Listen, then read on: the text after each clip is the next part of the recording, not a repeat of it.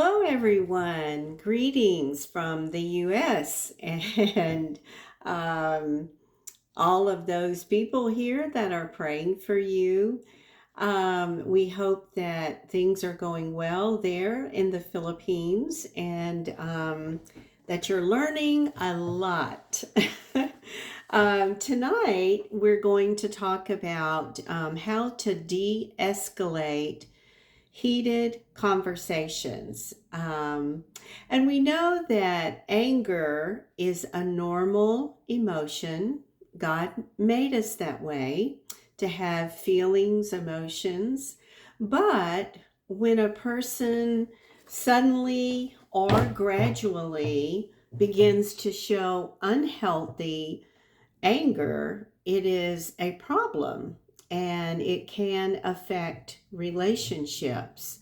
So it is important for all of us, not just trainees, but everyone, to develop tools to recognize, control, and challenge anger without to recognize, control, and channel anger without exploding. So, to be aware and then have the tools to know what to do when one is escalating in anger. So, the things that I will share with you tonight can be used in marriage relationships, family tension, extended family, church situations, meetings, wherever you may find yourself in a meeting, work, all encompassing.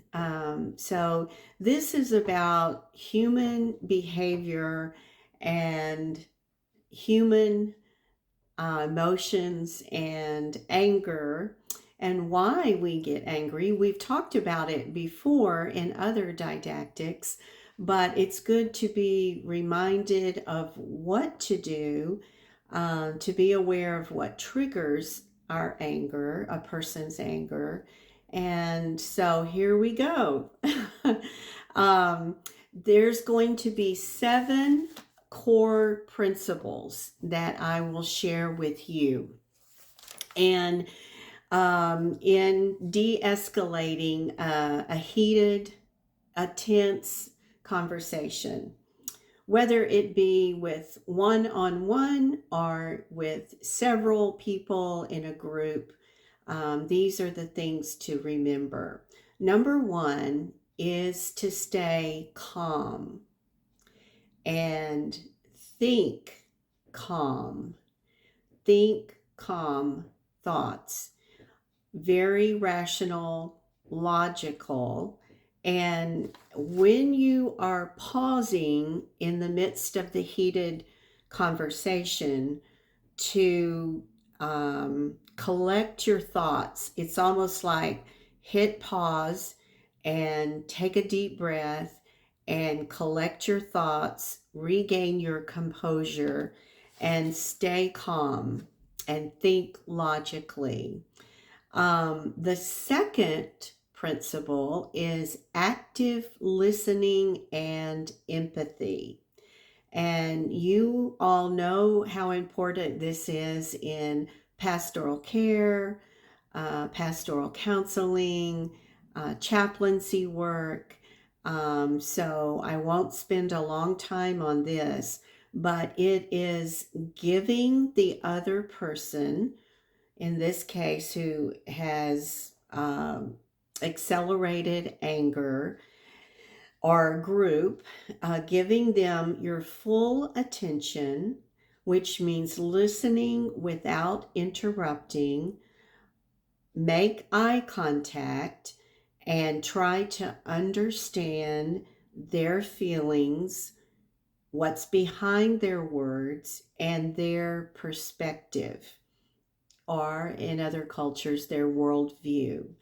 And so we always try to validate a person's emotions or feelings by acknowledging what they're saying and how they feel. Acknowledge what they are saying and how they feel.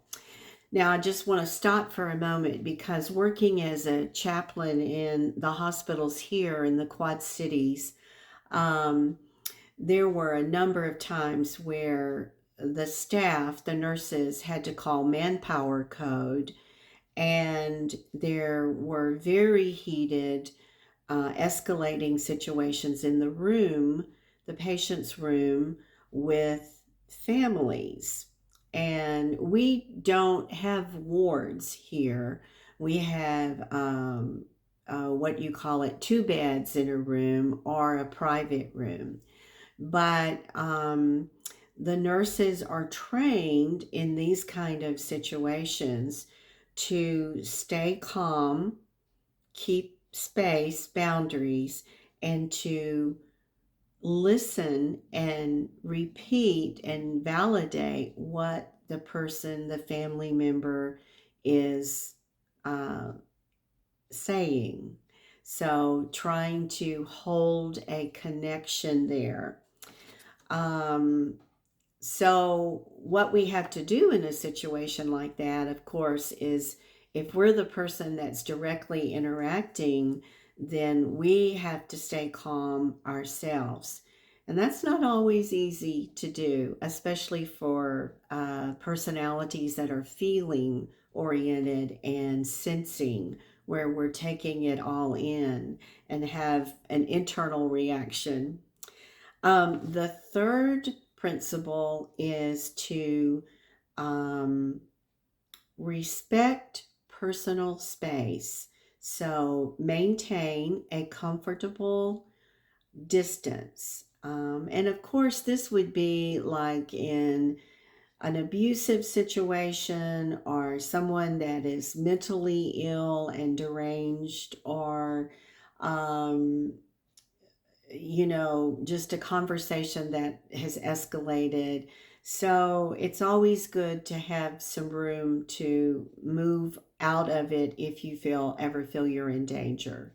So that's that. And the fourth principle is to focus on solutions, not winning. Winning an argument, winning a debate, um, trying to come out on top, but shift from a me versus you to us versus the problem. So you see, it takes the focus off of the persons involved. It's not I'm right, you're wrong, or it's more of we're going to work on this together to come up with a solution to the problem. Focus on solutions, not winning. And then the fifth core principle is be mindful of your nonverbal communication. So, with every conversation, uh, there is the nonverbal communication, which professionals say is 70% of our language, of our conversation, our communication. The body language, the tone of voice, the facial expressions should convey calmness and empathy. So that means we should avoid any kind of aggressive gestures with our face, our hands, or any closed off postures. So, mindful of our nonverbal communication. And that takes some skill, some practice, some skills, some thinking, cognitive thinking to do that. The sixth principle is use calming language. So we're talking about nonverbal just what I just finished. And now we're going to talk about our verbal communication language. So choose clear, non-provocative words, speak in a calm and measured tone, and consider lowering your voice. Use I statements to express feelings without blaming. According to whatever the situation is, this again is challenging, especially when a person's feelings are involved in the conflict and the anger. So, but if you are not directly involved, then it's a little easier to try to, even if you're mediating a tense conversation or meeting, you can speak in a calm voice, measured um, tone, and just try to lower your voice, especially if you're a very feeling, emotional person. And the last one, the seventh core principle, is acknowledge feelings. Let the other person or persons, if it's a meeting, know that you hear them and you understand their concerns. So this goes back to active listening and empathy. So we have to, if I'm involved with the counselee or someone at the hospital, in chaplaincy, or in a workplace or church meetings, um, I need to step out of my own self and just put on that active listening and identify the other person's feelings and their concerns. So you say it back to them. So this is your concern, blank. You let them know that you hear them and you validate them. Even if you don't agree, you're trying to calm down things and de-escalate. So we're thinking calm, de-escalate. Um, and then the practical techniques, they go right along with these core principles. So let me just review the list of 7 real quickly. Stay calm, active listening and empathy, respect personal space, focus on solutions, not winning. Be mindful of nonverbal communication and use calming language and acknowledge feelings.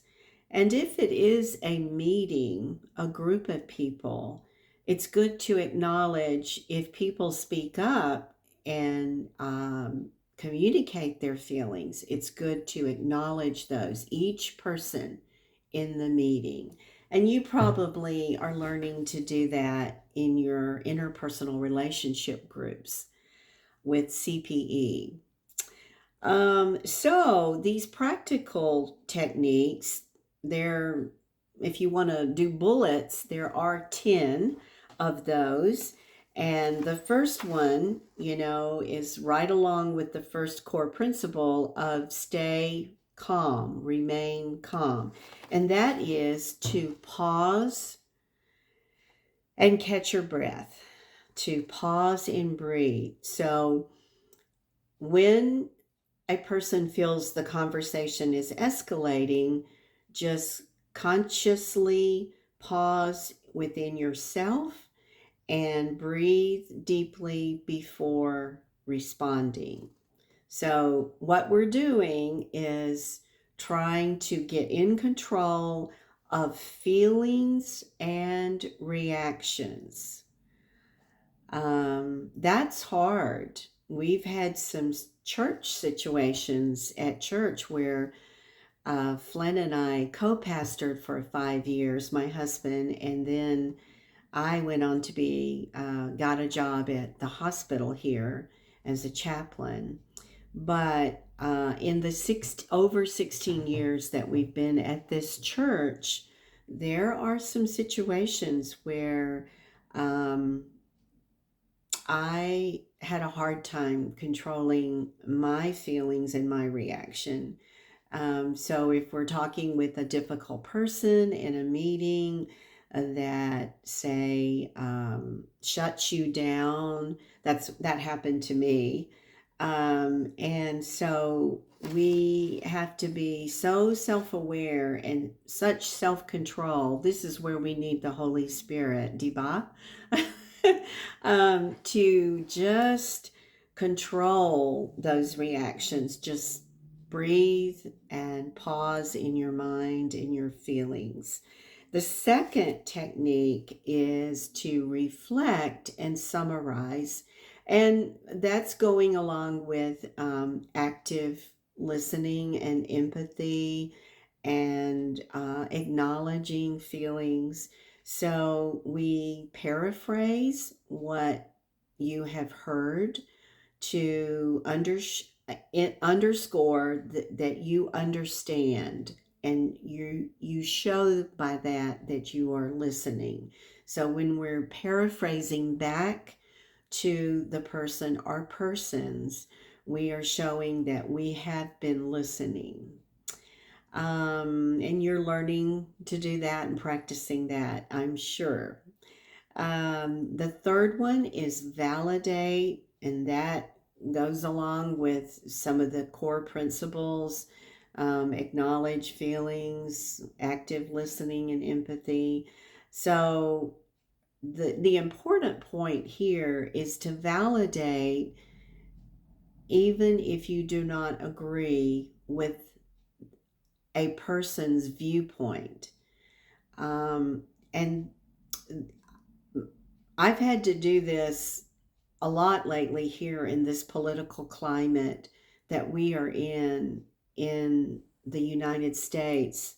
Um, we are so polarized and politically in every way that there's people in our congregation that are on one side or the other. And so it takes a lot of discipline and effort. And of course, as ministers, we always want to speak publicly, remain neutral. And so, but that has been hard. Even if you don't agree with another person's viewpoint in a escalated, heated conversation, we always acknowledge feelings. The fourth one is to seek common ground. So identify any shared goals or points of agreement, beliefs, opinions. Try to seek the common ground. That is after the conversation has de-escalated some, and you will know whether it is kind of plateaued or kind of holding but not really de-escalating. Of course, you will know when it keeps on escalating, but the goal is to seek some common ground. So just keep that in mind as a technique. Offer options and solutions, your own, but you know that you're working collaboratively, so working together to find a resolution.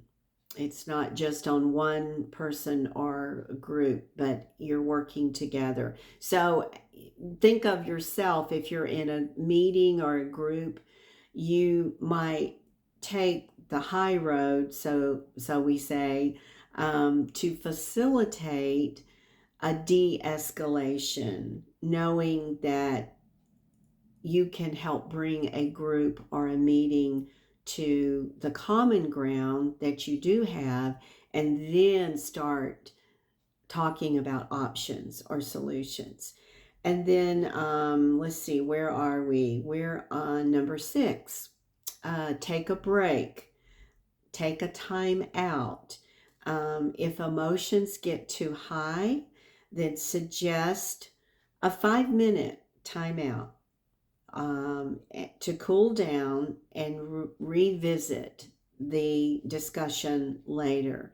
This is very, very important in marriages, in families. I don't know how your work environments are there, or your church life, but it's always better when that negative energy is building, just to say, time out. Let's do a timeout. It might be 5 minutes, it might be an hour, or it might be the next day, but with the agreement that it's only to cool down, and then we will come back and find a resolution. Let's see. The 7th one is to use positive language. So the positive language is, we want to find a positive outcome to this conversation. Let's work together. So you're using positive language, and any way that you can think of to do that. The next one is to maintain eye contact. So when we are talking with someone, we should maintain eye contact to show that we are really present, that we're interested, that we respect that person or a group of people. So eye contact is important. It's been 16 years since I've lived there in the Philippines, but with close relationships, I was always impressed that Filipinos maintain that eye contact. So you can tell me if I'm wrong. Then the next one is control. We're talking about controlling feelings, controlling emotions. So we also must control the tone of voice. It needs to be, in an escalated situation, a calming, a soft, lower voice is always more beneficial. It always has greater impact. And this is also with parenting, or being a teacher in a school. Um, we're used to, yelling out and to correct a child's behavior, or a student, or uh, whatever the situation is at church. Teachers working with children at church, we need to pray for them, because that's a hard job. But trying to wait and don't say anything. And maybe, I know, working with children in our church, teachers can use this, and then the students stop and they look at the teacher, and the teacher does that again, and then they try to do it back. And when they are calmed down, then you use a very soft voice. Because why? A child or an adult has to intently listen when you use a softer voice, if they're interested in hearing what you are going to say. So practice that, controlling the tone of voice, and model calm behavior, because a softer voice and calm behavior, calm demeanor always gets people's attention, and it has great impact. And then just keep in mind mentally, cognitively, that in an escalated situation, we can't fix it immediately, because when the amygdala, the part of our brain in sort of in the back that controls emotions, it's a primal part of the brain. When those emotions get all stirred up and they're too high, then problem solving doesn't move to the frontal cortex of the brain to think logically, rationally, because emotions are coming from the amygdala part of the brain. And it's the natural biological emotion center. And so we think, okay, we can't solve this right away. We can't fix this right away. But what we need to focus on is de escalating, calming the emotions down, calming the dynamics down, calming individuals down. So de escalating. And in the middle of that, chaos or stress or escalating situation, to stay present, stay engaged.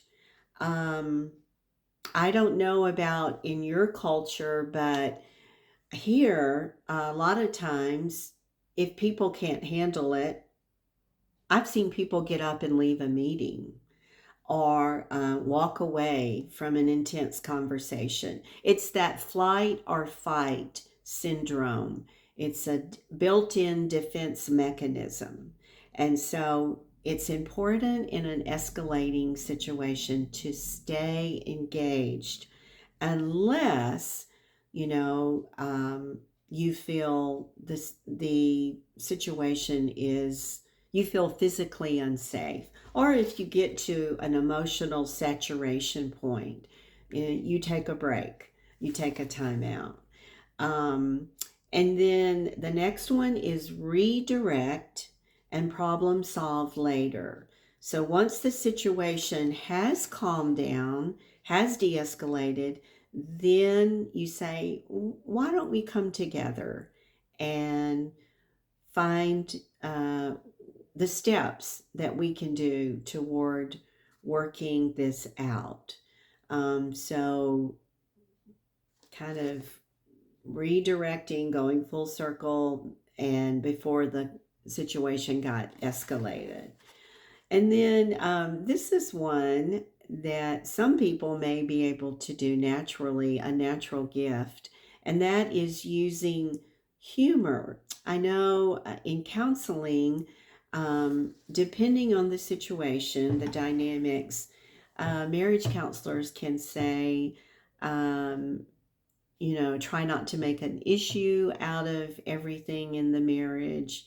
Try to use humor to diffuse the feelings, the dynamics, um, you know, I'm sorry, and then something humorous that is appropriate, and certainly not humor that is sarcastic or any kind of aggressive humor, but healthy, appropriate humor can de escalate and lighten the dynamics, kind of shift people out of that emotional framework. Kind of like reframing or redirecting, but using humor to do that. And then three more. Apologize if if a person has contributed to the escalating issue, then a sincere apology can help in trying to get through it and resolve it. So apologize if appropriate. And then set boundaries. Oh, let me go back to apologize. Um, Sometimes I'll use a personal example. Sometimes, if a tension or a conflict has come up with Flint and I, um, and we take a time out and then we come back, and if I maybe was mostly responsible, maybe I didn't have the right reaction, maybe I misunderstood, maybe I was just being sensitive. Yes, I can be sensitive. um, and so we come back, but what I've noticed is sometimes he will say, I'm sorry for the tension between us, even if it really was mostly me. Maybe it was mostly my responsibility. So I'm sharing personally here, but just offering an apology when you get to a point that both people can hear it and take it in. Okay, set boundaries. Um, this particularly is if a conversation becomes abusive verbally, or if it goes more abusive in other ways, then it's okay to disengage. And I think I said that a bit earlier. If you don't feel physically safe, or you're too emotionally depleted, or sense that the other person is not being respectful to be able to continue the conversation after de-escalation, then just to set a boundary and say, we can't talk about this right now. Let's just leave it. And if we need to, come back to it. And then the last is seek mediation or professional support.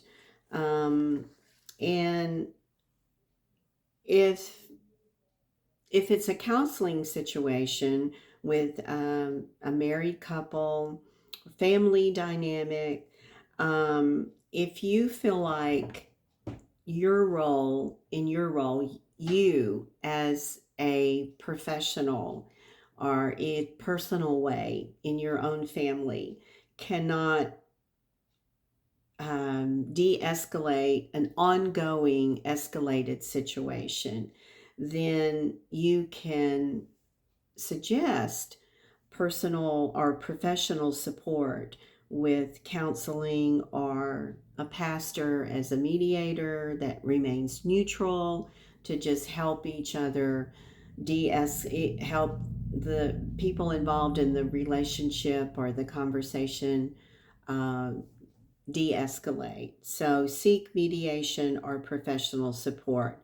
And then as we close, remember that every situation and every person is different. And what works in one instance or one situation might not work in another.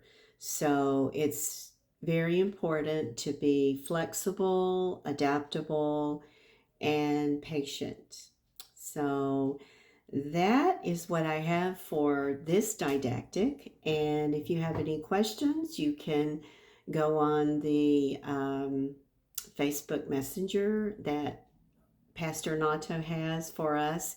And hopefully, I'm in a very busy time right now. And I hope I can read your reflections and give you some feedback because I enjoy that. So, thank you, and God bless you as you continue to learn and grow.